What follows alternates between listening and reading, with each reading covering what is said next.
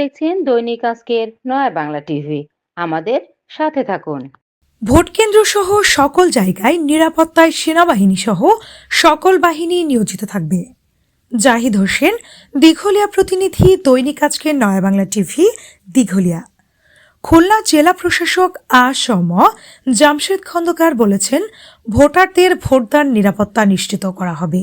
সেনা অফিসারদের ম্যাজিস্ট্রেসি ক্ষমতা দেওয়া হবে। নির্বাচনের কাজে নিয়োজিত সকল কর্মকর্তা কর্মচারীরা শতভাগ সরকারের আজ্ঞাবাহক হবে।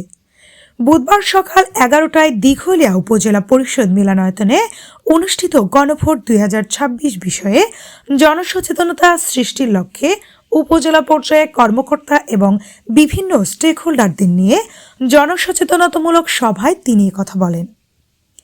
দিঘলিয়া উপজেলা নির্বাহী অফিসার মোহাম্মদ হারুনুর রশিদের সভাপতিত্বে অনুষ্ঠিত এ মতবিনিময় সভায় বিশেষ অতিথি হিসেবে উপস্থিত ছিলেন অতিরিক্ত জেলা ম্যাজিস্ট্রেট খুলনা নুরুল হাই মোহাম্মদ আনাস। প্রধান অতিথি বলেন, গণভোটে জনগণের স্বতঃস্ফূর্ত অংশগ্রহণই একটি স্বচ্ছ ও গ্রহণযোগ্য ফলাফল নিশ্চিত করতে পারে। তিনি সকল নাগরিককে ভোটাধিকার প্রয়োগে উদ্বুদ্ধ হওয়ার পাশাপাশি আইন শৃঙ্খলা রক্ষায় প্রশাসনকে সহযোগিতা করার আহ্বান জানান।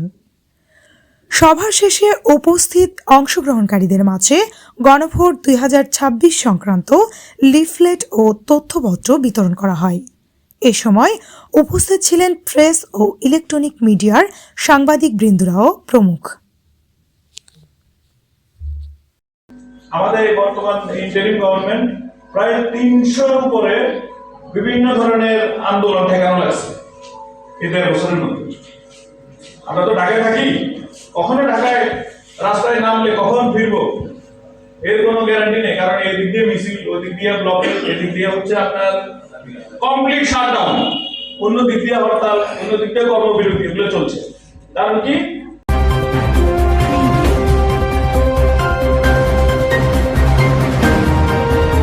আমাদের সাথে থাকার জন্য আপনাদেরকে ধন্যবাদ।